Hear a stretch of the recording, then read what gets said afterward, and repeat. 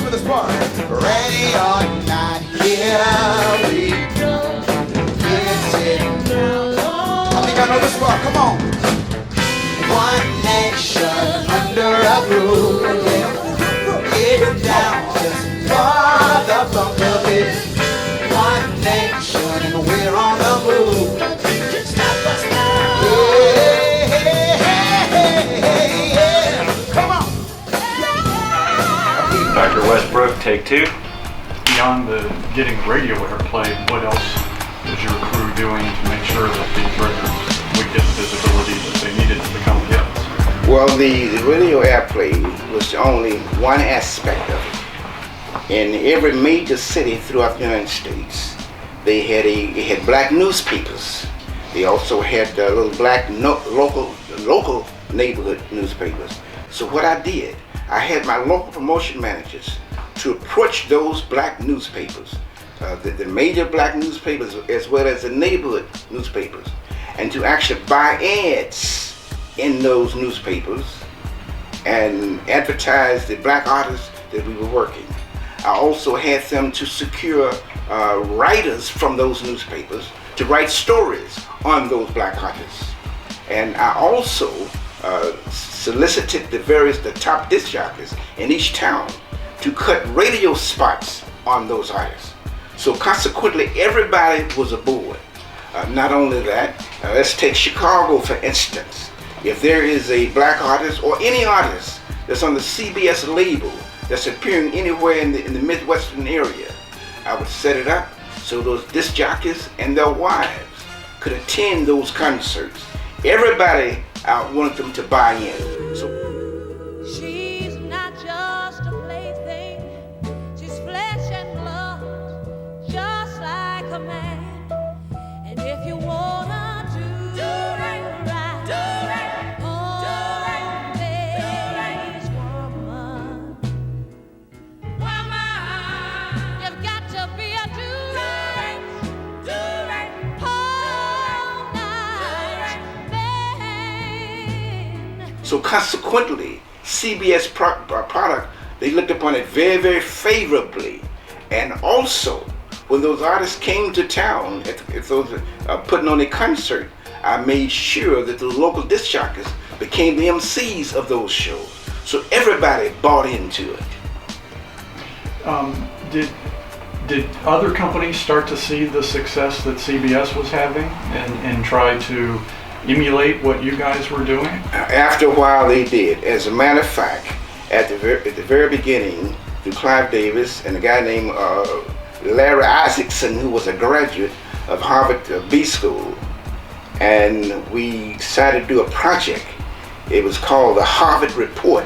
What kind of market research did you have available in those days to help guide the decisions that you had to make? Well, at that particular time, there was nothing written about it. Now, I came to CBS with many years of experience. See, I had worked in the street as a salesman. I was the first black salesman at their Capitol Records there in Chicago. So I was called a territory salesman, I actually called on retail outlets. And from there, I moved over into the promotion department. Now I'm working directly with radio stations. I was a regional promotion manager. So I was based in Chicago, but I was responsible for the entire Midwest. So I was traveling on a regular basis. So I knew radio, and I knew what people were reacting to. I also knew the local markets. Now we knew what to do, but the idea, can we document it? And that's one of the reasons for getting that Harvard study done, was to document it. And here, years later, I have written a book on the Harvard Report that's out there available right now for those that would be interested in finding out what that's all about. But the idea was to document it, and that's exactly what we did. So what did that report say? What kind of data did it? Well, the report stated that the black music business, there is a viable market out there for it. The key is exposure. So that's what we were doing. That's one of the things that Harvard Report showed us. You got to get it exposed.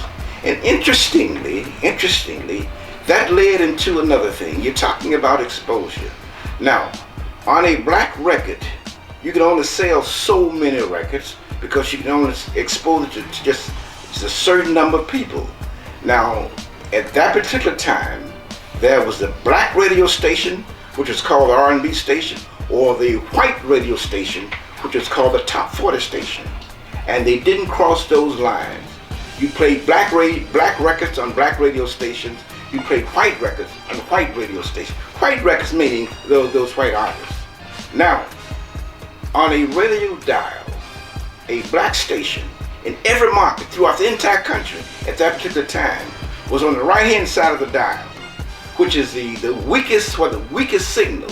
So consequently, you can only reach so many people. Whereas the Top 40 station was located in the middle of the dial, which is the strongest signal. So the idea is, how can I cross this record over to pick up that Top 40 play? That was the challenge. I would say that was one of my biggest challenges. Now, I went to the Top 40 of the pop staff at CBS, and I want to cross these records over. So we're selling 1 million, maybe we can sell 5 million if we cross it over. And they told me, Logan, give me a top 5 records on R&B chart and Billboard, and we'll cross it over. I gave it to them. I gave them a #1 record on the R&B charts, but they never could cross it over. And what happened, I had a local promotion manager. His name was Bill Craig. He was a local promotion manager for Detroit. He was a good friend of a female program director at a Top 40 station in Canada, which is just across the river. He persuaded his friend to program that record. She programmed it. It went to #1. And then their sister station in Chicago picked up on it. And then the rest was history. They crossed it over throughout the entire country. So that was our means for crossing records over. Now, mind you, now this record is being played on Top 40 stations now, as well as R&B stations.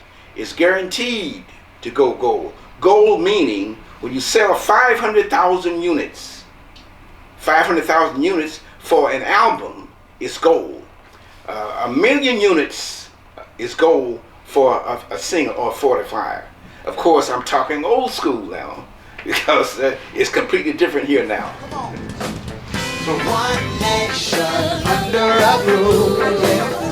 Get down.